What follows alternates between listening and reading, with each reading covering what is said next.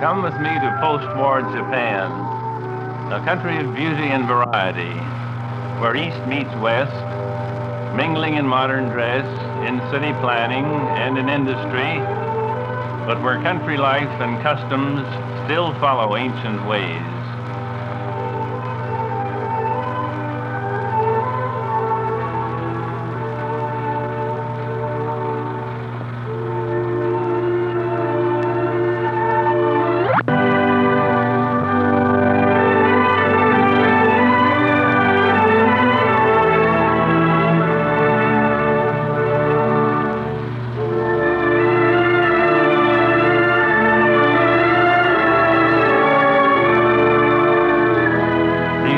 Gardens lie about the Kanaya Hotel near the shrine of Nikko.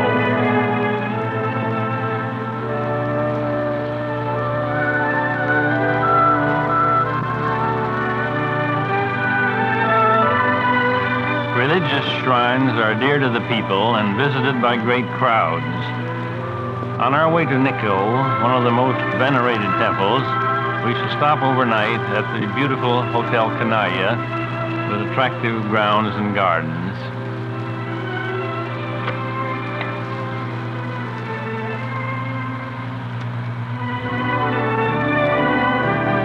A popular saying among the Japanese is, do not use the word sublime until you have seen Nikko, expressing their admiration for this 320-year-old Shinto temple.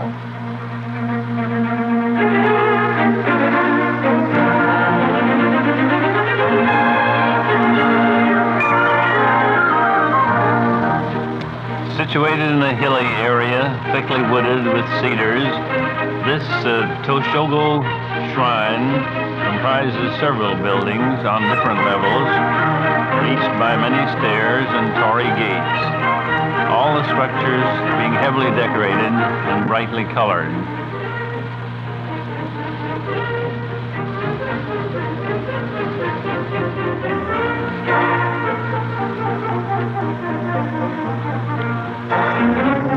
One bit of decoration on the wall of the sacred stable shows these original three wise monkeys. See no evil, hear no evil, speak no evil.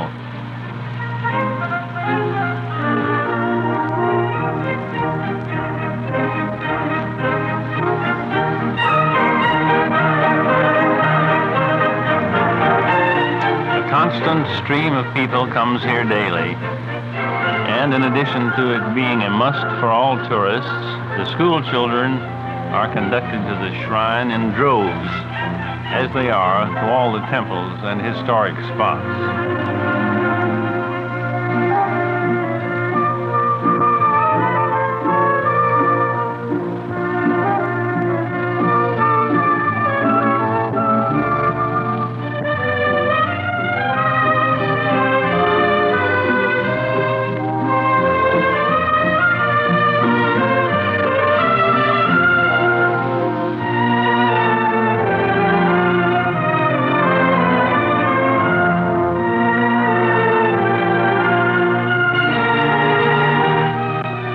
Nikko and proceeding across country by auto, we find a few cherry trees in blossom, which we had been so hopeful of seeing. But there are only a few, as the season is a bit late in May.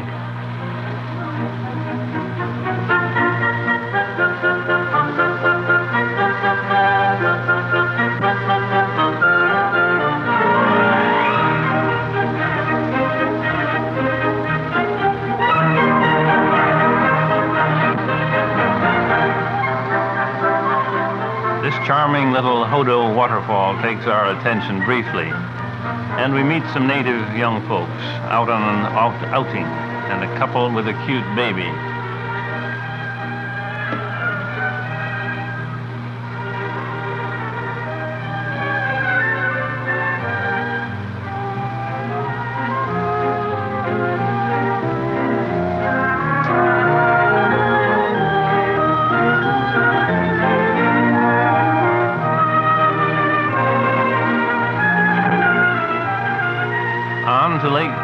Chuzenji and its shrine, where crowds of people are picnicking by the shore and little boats come and go.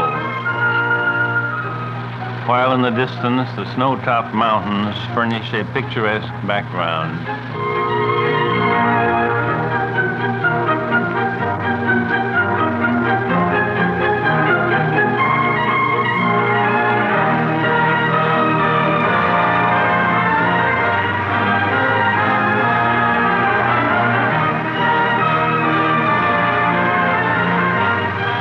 Children are in the great majority here, and as everywhere, they are happy and good-natured and notably well-behaved.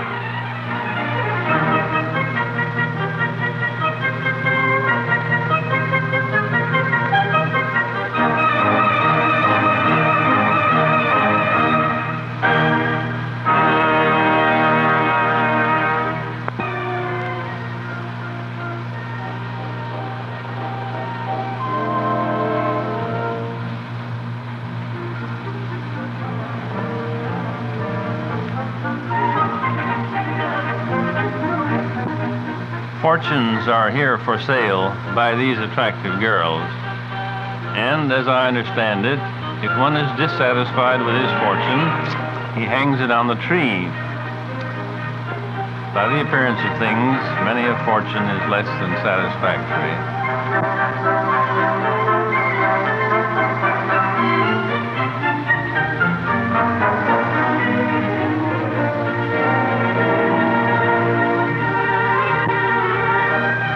The temple at the lake shore is imposing in appearance and draws many visitors, including the customary quota of school children.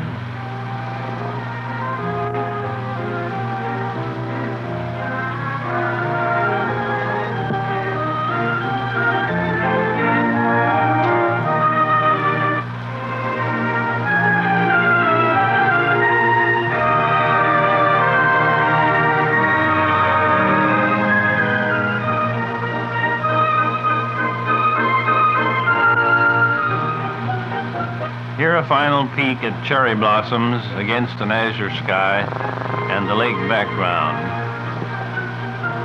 and an accommodating native woman to model for us.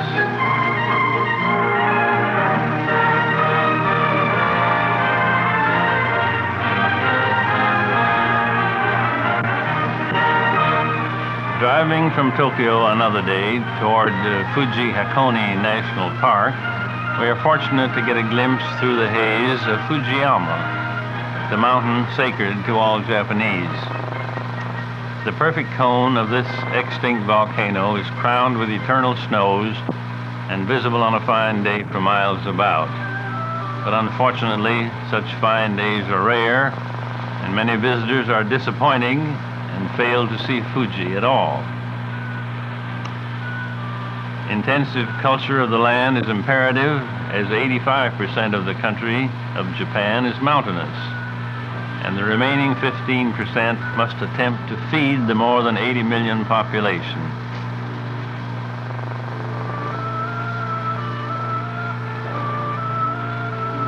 While waiting for a train, we are amused by the girls and boys in the car on the other track, full of fun like children everywhere, and more curious about us, strangers, than the other way around.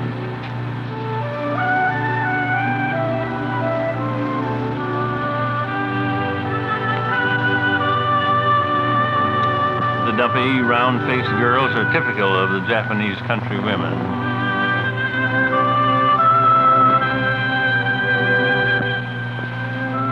Kyoto is our next stop, and what an interesting and historical place it is. For here was Japan's capital for more than 10 centuries, ending in 1858 when moved to Tokyo. The city today, though considerably modernized, is still a priceless depository for the country's ancient art treasures. Here also are many old Buddhist temples, Shinto shrines, palaces, and gardens. This is a phenomenal wisteria plant growing on a trellis about a block long.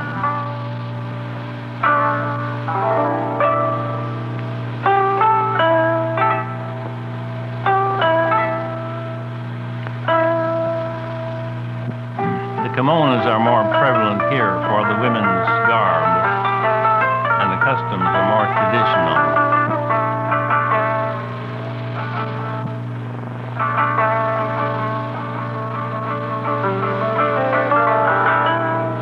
This garden lies behind a silk weaving factory, which I understand was once the home of a wealthy nobleman. And its well laid out walks and ponds and shrubbery contribute one of the finest gardens in this fair city. Two of the factory girls display some of the silk wares woven here, all hand loomed and exquisite in coloring and texture.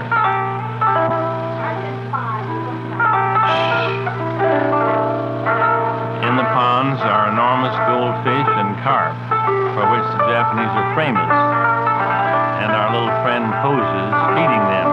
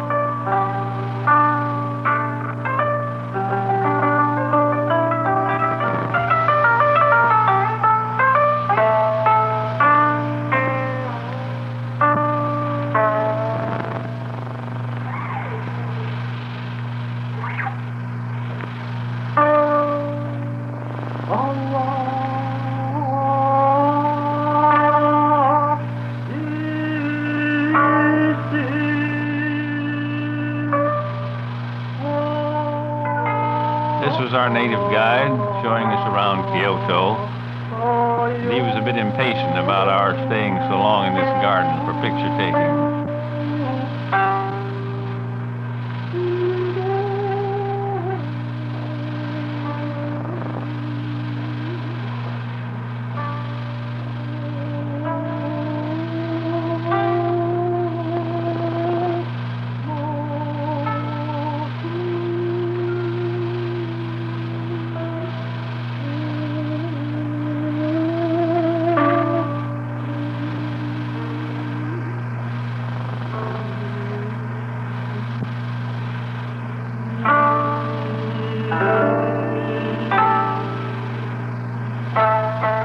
Walking toward us are not three little maids from school, as occur in Gilbert and Sullivan's Mikado, but some trim airline hostesses.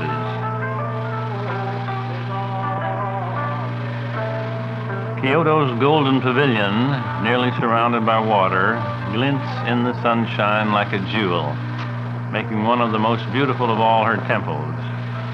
And here, perhaps, are the most children of all.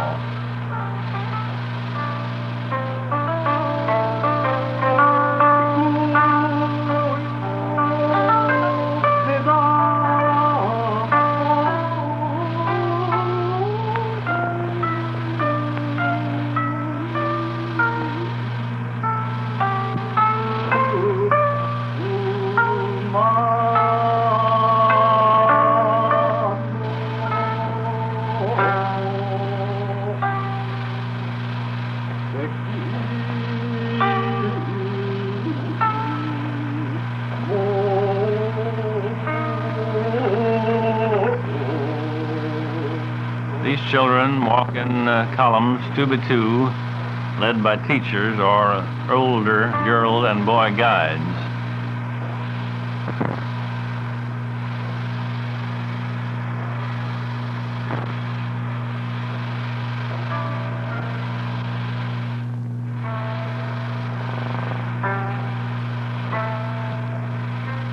Kyoto side streets are narrow but interesting, with colorful signs telling the nature of the shops, and ladies clad in kimonos, which are a charming remnant of old Japan. What a pity that in Tokyo and the other metropolitan centers, the kimonos are giving way so much to Western dress.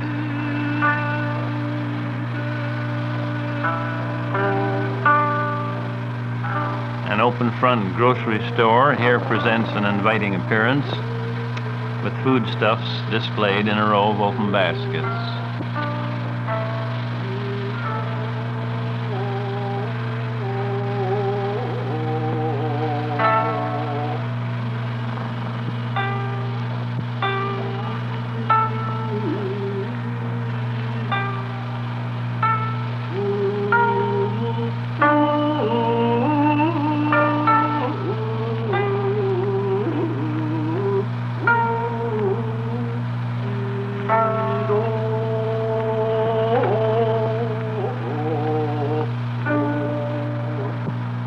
Should you need a shoe shine, you will find both men and women plying that trade on the sidewalks, where they sit on little mats all day long, doing an excellent job at a fraction of American prices. Among the great temples, the Toidiji Shrine at Nara stands out as the tallest, housing the largest statue of Buddha in all the world. This colossal image of bronze stands, or rather sits, 55.5 feet tall and weighs nearly 500 tons.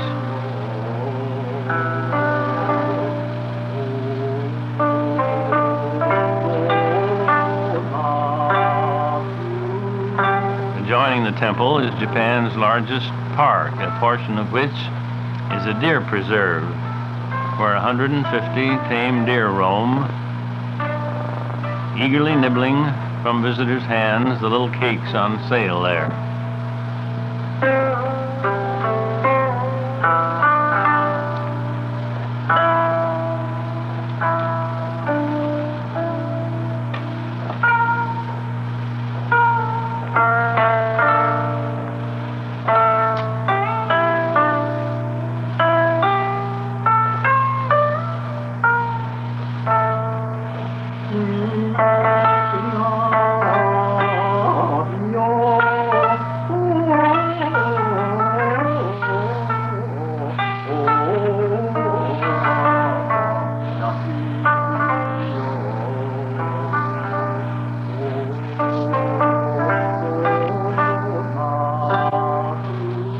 And this lane of antique stone lanterns, we are told, contains 1,500 of these art objects.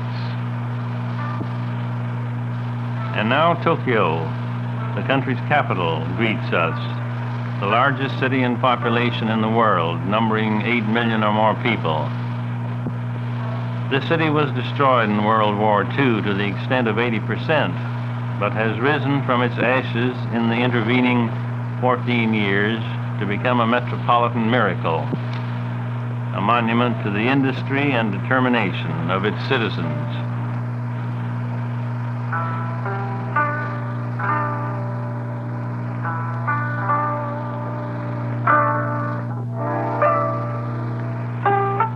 Here in the downtown area are wide streets lined with buildings as modern as any in Los Angeles.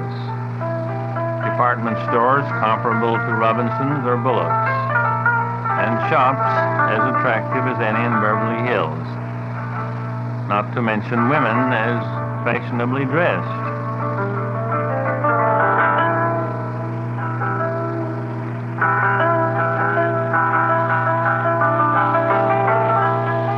And the street traffic of buses, trucks, automobiles, and streetcars just as busy as 7th and Broadway. The Ginza is Tokyo's Fifth Avenue, or Wilshire Boulevard, and with its handsome stores and flamboyant neon signs, a delightful place to shop.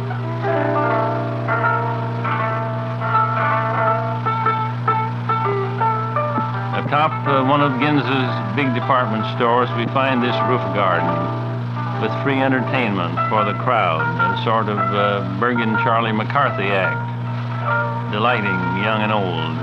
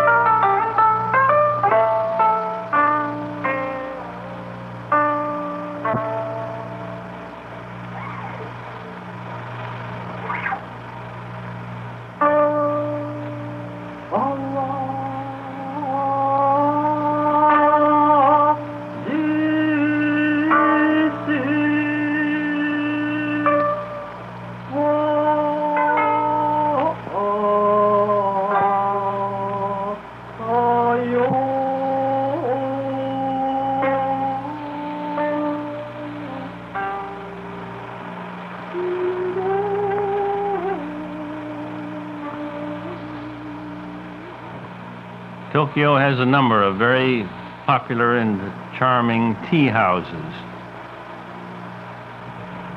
Several of them are built in the form of one gallery over another with a central open well. And in this central well is an orchestra playing. This display of food in a restaurant window is typical of most of the restaurants, showing the menu available.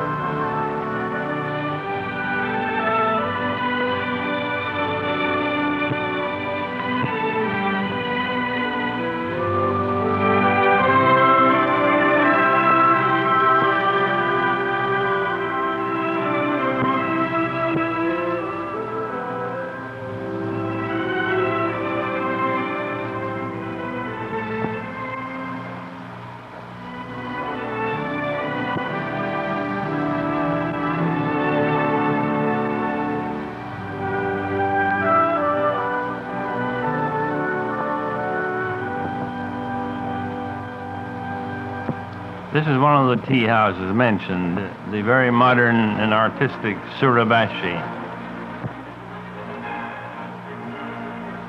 The orchestra mentioned, which plays in the center pit, goes up and down by elevator to the different levels. They play semi-classical and classical Occidental music, and it is a very excellent orchestra. There is a saying in Tokyo that only the rich and the American tourists shop on the Ginza, while the common people trade at a combined amusement and shopping center called Asakusa, shown here. Along its main street, several blocks in length, are a multitude of small shops selling everything one could wish at prices within the reach of all. This is a street for foot traffic only, no vehicles, and has the true atmosphere of old Japan amidst a welter of color.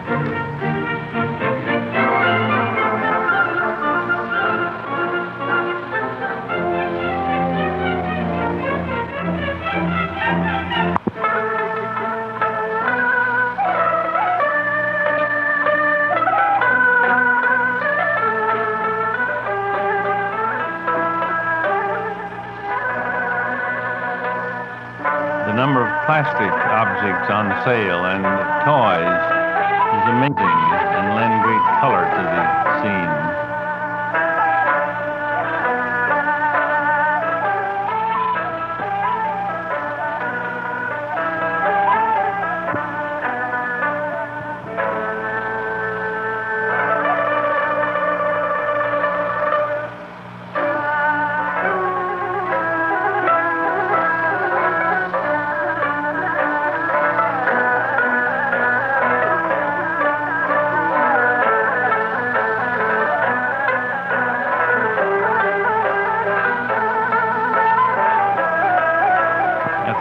Of this street is a temple called the Cannon Temple, and in front of it a sort of open-air altar where the devout light incense at a charcoal burner, performing a ritual wherein the smoke is caught in the hands and carried to the face, head, or any part of the body in need of blessing. To them it seems to have a healing or sanctifying effect. Perhaps the origin of the term holy smoke.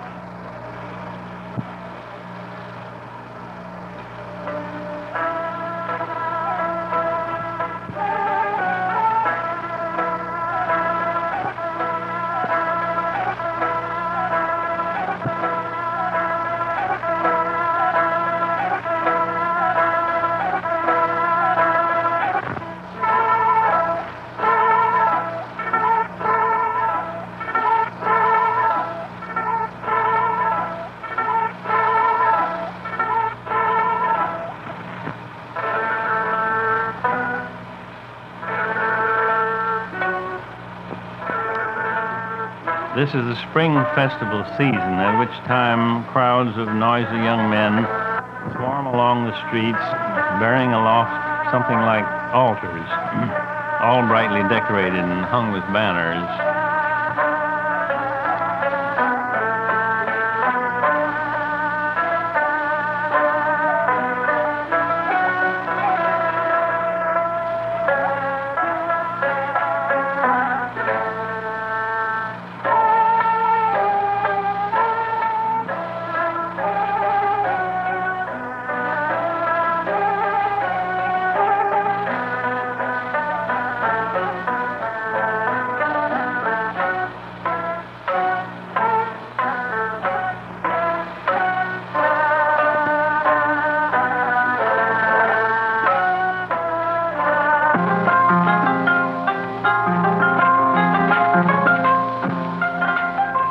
Two of the young men dressed up as dragons and performing a spirit dance for us.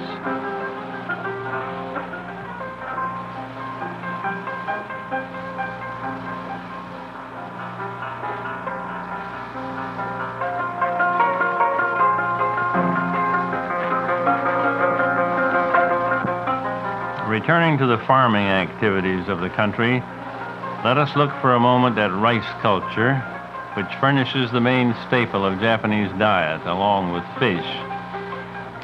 Rice is sprouted in boxes of earth, then transplanted stalk by tiny stalk into prepared beds underwater, requiring endless hours of back-breaking toil by men and women alike.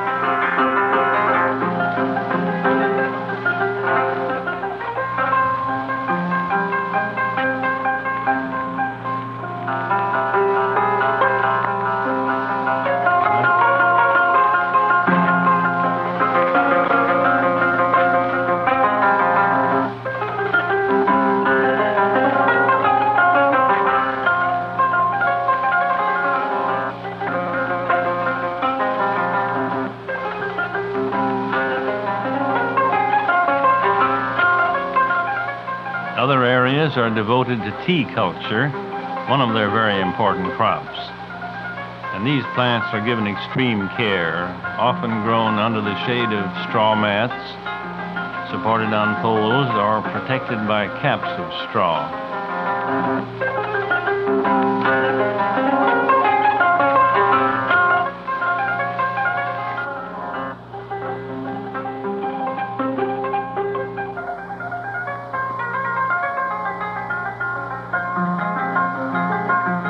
We find women busily picking tea leaves, collecting them in baskets.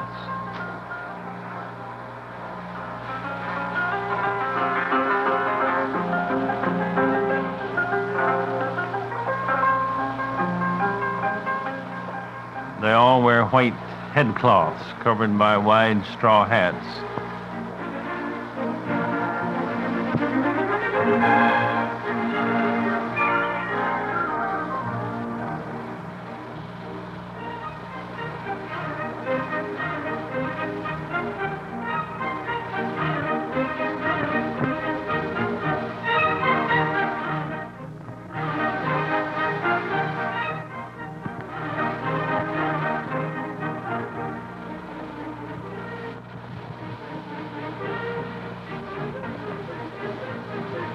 They seem much amused at the funny tourists who want to take their pictures.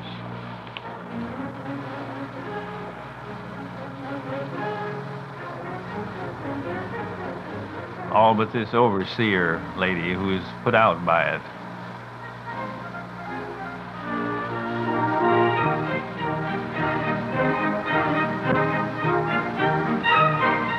You have all heard of cultured pearls. Well, Japan is the place whence they come. And Mikimoto, the pioneer of the industry and largest producer. Visiting his pearl island on a rainy day, we take pictures under difficulties of the girls who dive for oysters. They are all in their late teens and more skilled swimmers and divers, apparently, than the boys at this work. Each girl enters the water with a wooden tub into which she throws the oysters brought up from the sea bottom.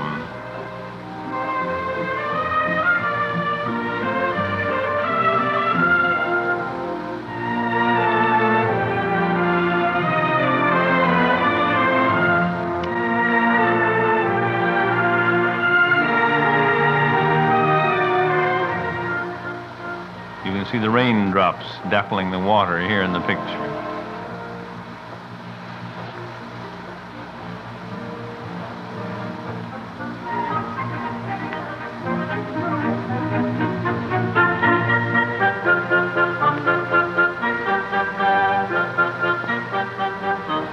The oysters are taken ashore into the processing sheds, where they are opened and put in a piece of mother of pearl called a seed. Then they are placed in buckets and let down into the water again and kept for 3 to 5 years, during which time the pearls form.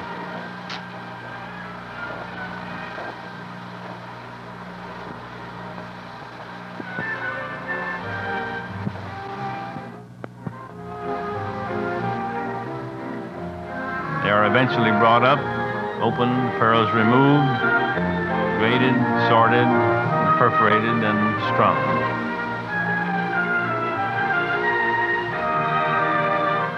Nagoya is our next city to visit, third in size after Tokyo and Yokohama. A modern industrial center with fine hotels and stores and business buildings.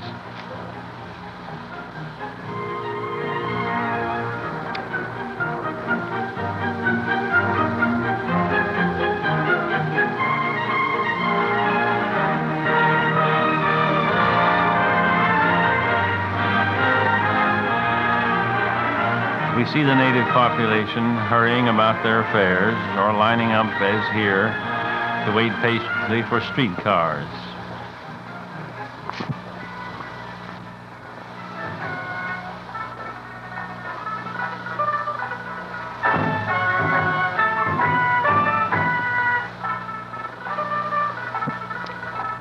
The ancient and historic town of Kamakura lies upon the shores of the Pacific, some 30 miles from Tokyo.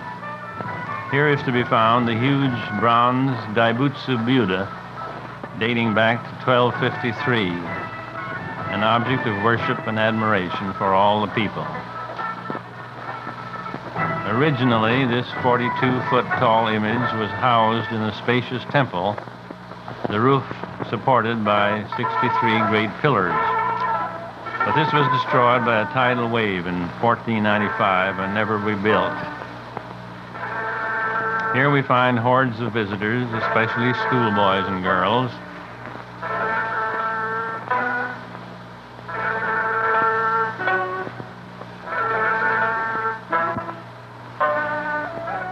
A more camera-toting crowd you never saw anywhere. Nearly every student carries a camera. And little chaps of 8 or 10 are avid in pursuit of the photographic art.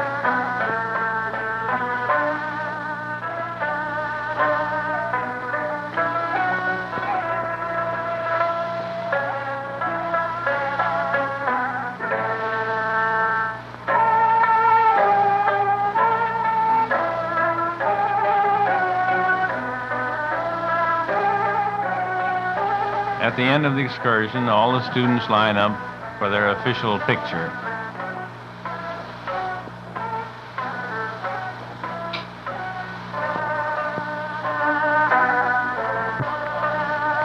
This is sumo wrestling, or properly called Sumo, an ancient and honorable sport. Great elimination contests are held several times a year, drawing great crowds and being televised over the country. The contestants are professional, huge men weighing from 200 to 300 pounds, some looking very fat, the greater weight doubtless being a real advantage.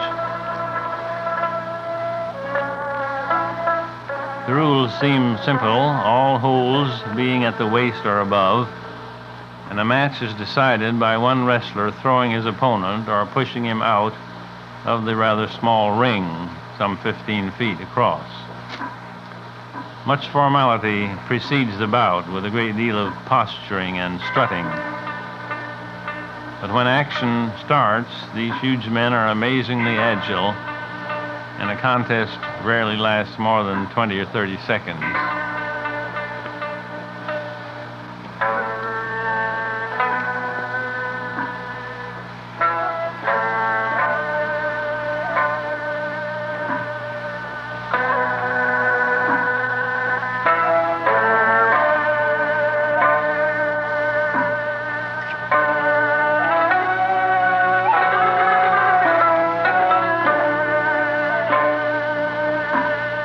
At the end of the bout, the official, very dignified, comes in with his fan and indicates the winner.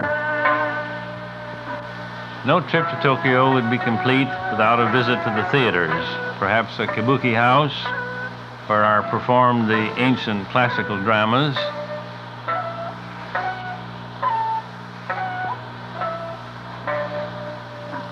but one is more likely to attend the Kokusai Theater, where a variety show of some 3 hours superb entertainment is given. We find here 72 highly trained girls dancing in line with all the precision of the New York Rockettes.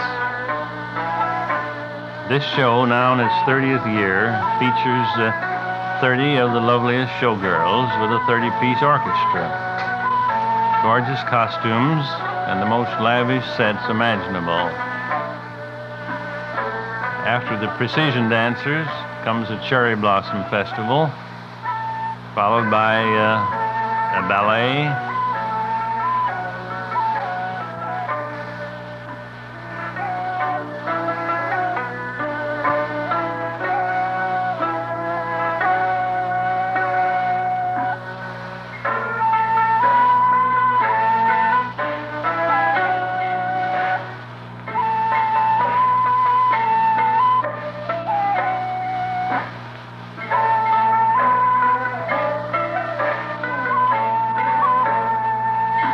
we see a Spanish number, all performed by Japanese girls, there being no male performers.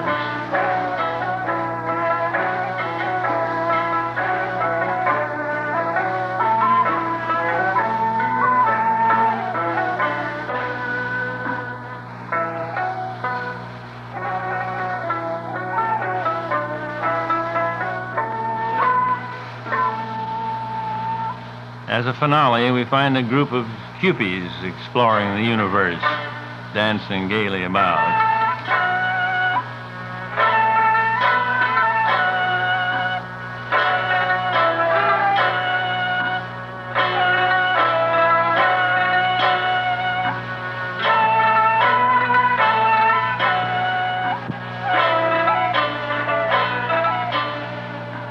Now a rocket ship arrives from Mars and queer little men in green emerge. After some tussling, they all seem to make up and agree to live happily ever after. All very delightful.